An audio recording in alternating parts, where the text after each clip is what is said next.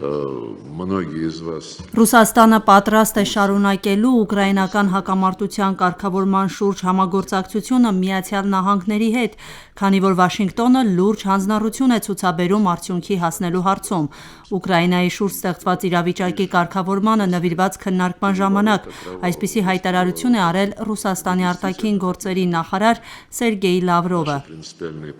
Մենք իսկապես ցանկանում ենք վերջ դնել հակամարտությանը։ Մեր սկզբունքային դիրքորոշումը մնում է անփոփոխ։ Խոսելով ուկրաինական հակամարտության տարածքային հարցի մասին, Լավրովն ասել է, որ ըստ Ռուսաստանի սահմանադրության Ղրիմը, Դոնեցկի և Լուգանսկի ժողովրդական հանրապետությունները, ինչպես նաև Զապորոժիեի և Խերսոնի մարզերը Ռուսաստանի անբաժանելի մասն են և սուբյեկտները։ Но тем не менее хотел бы еще раз кратко напомнить. Ես կրկին կընդգծեմ այն, ինչ բազմիցս ասել եմ, մեզ տարածքներ պետք չեն, մեզ համար կարևորը այն մարդկանց ճակատագիրն է, որոնց նախնիները դարեր շարունակ զարգացրել են այս հողերը, կառուցելով քաղաքներ, ճանապարհներ և նավահանգիստներ, բայց հենց այս մարդկանց իրավունքներն են, որոնք այժմ խաթարվում են Կիևի ռեժիմի կողմից։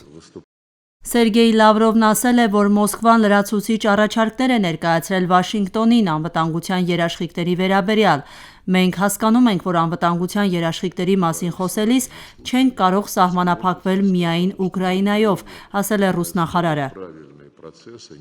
Մենք պնդում ենք, որ ձեռք բերվի համաձայնագրերի փաթեթ, ամուր, կայուն, երկարաժամկետ խաղաղության վերաբերյալ, բոլոր ներգրավված երկրների անվտանգության երաշխիքներով։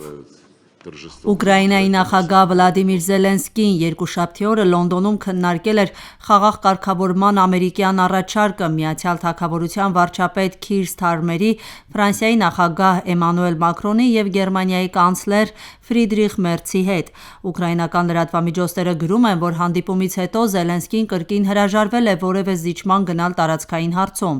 Այդ քննարկումներից հետո Միացյալ Նահանգների նախագահ Դոնալդ Թրամփի նախկին խորհրդական Սթիվ Կորտեսը X սոցիալական հարթակում Վաշինգտոնին կոչ է արել ստիպելու Զելենսկիին դադարեցնել հակամարտությունը Ռուսաստանի հետ և կազմակերպել նախագահական ընտրություններ։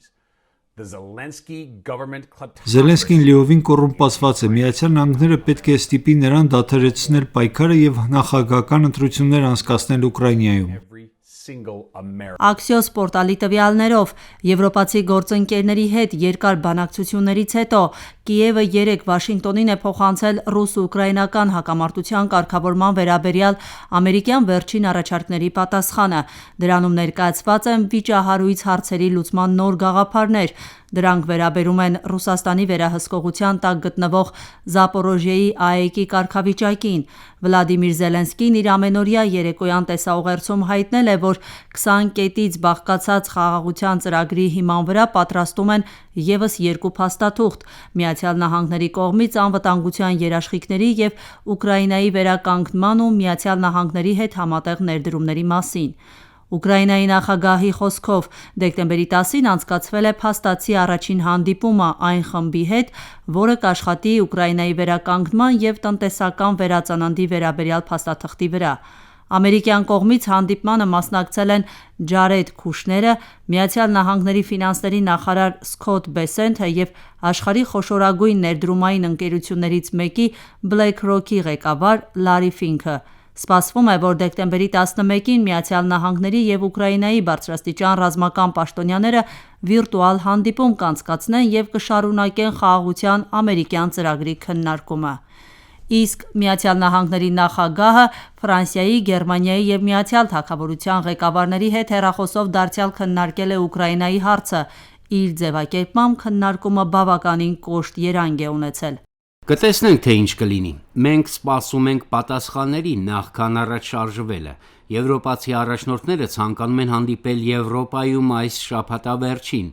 Մենք ցանկանում ենք մի քանի բան պարզել հանդիպումից առաջ։ Մենք չենք ուզում ժամանակ վատնել։ Մինչև այդ Դոնալդ Թրամփը Ուկրաինայում նախագահական ընտրությունների հարցն էր բարձրացրել, շեշտելով, որ դրանց հետաձգումը հարցեր է առաջացնում երկրում ժողովրդավարության մակարդակի վերաբերյալ։ Այդ հայտարարությունից հետո Վլադիմիր Զելենսկին պատրաստակամություն էր հայտնել փոփոխություններ կատարելու երկրի օրենսդրությունում՝ ընտրություններ կազմակերպելը հեշտացնելու համար։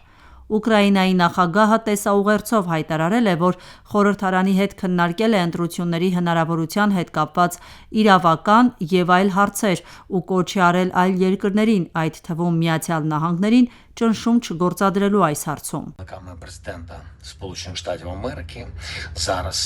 Եթե գործընկերները, այդ թվում մեր հիմնական գործընկերը Վաշինգտոնում, այդքան շատ և այդքան կոնկրետ խոսում են Ուկրաինայում կայանալիք ընտրությունների,